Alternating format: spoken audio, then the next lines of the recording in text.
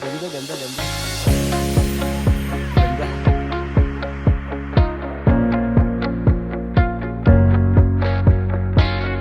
Ayan si Idol, naglalakad.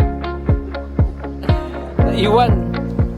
Alright, this is our second day mga idol, mga ka-Philippine Loopers. Natapos na namin ang Occidental, Oriental, Mindoro checkpoints. Now, going to home base.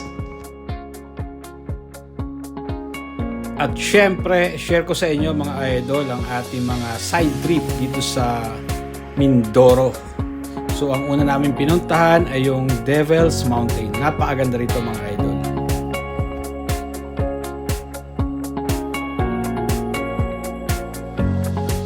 Ang Devil's Mountain ay makikita dito sa Sitio Naitan, San Jose, Occidental, Mindoro.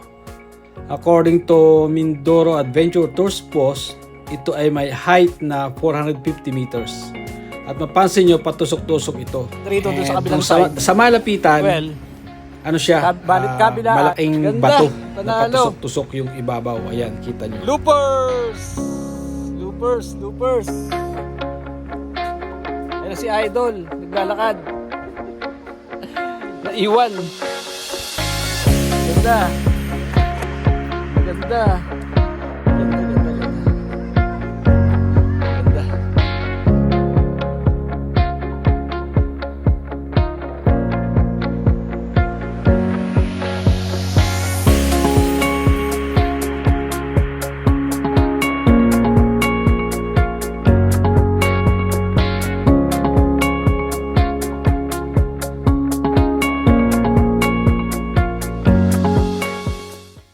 And after the Devil's Mountain side trip, tumuloy naman kami sa Mangyan Tribe or Mangyan Community dito pa rin sa San Jose, Occidental, Mindoro mga idol.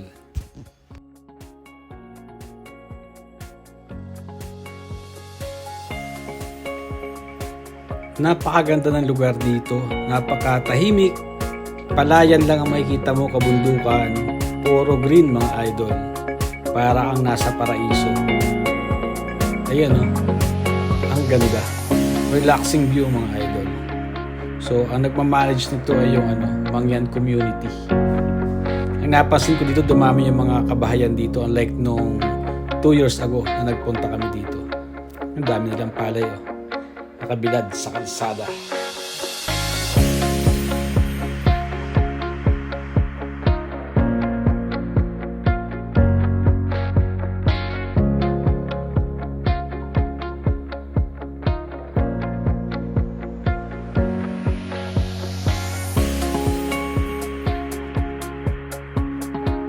And after ng Mangyan Community dito sa San Jose, Occidental, Mindoro, dumiretso na kami and dumaan kami ng diversion dito sa Sablayan. At dito sa diversion, makikita natin ang Sablayan Prison and Penal Farm. May mga nakasalubong pa nga tayo nito mga inmates na naglalakad sa loob ng Sablayan Prison.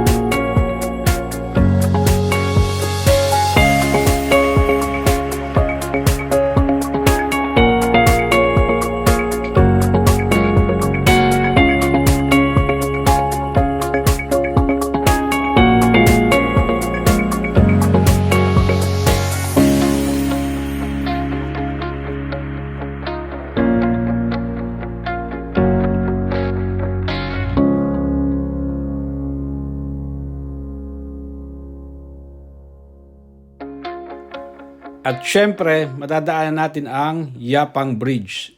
Ito sa mga landmark dito sa Occidental, Mindoro.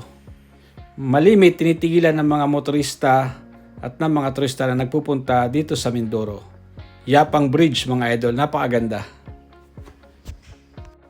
And then, our last side trip going to Abra de Ilog is itong madaming puno dito sa may Sablayan pa rin, San Agustin, near Paniqui Lake mga idol.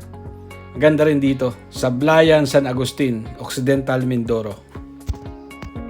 Alright, that's all for our side trip dito sa Mindoro, ang aming leg 1 ng Philippine Loop Adventure Tour 2025. Back to home base na kami mga idol, Abra de Ilog na, going to Batangas.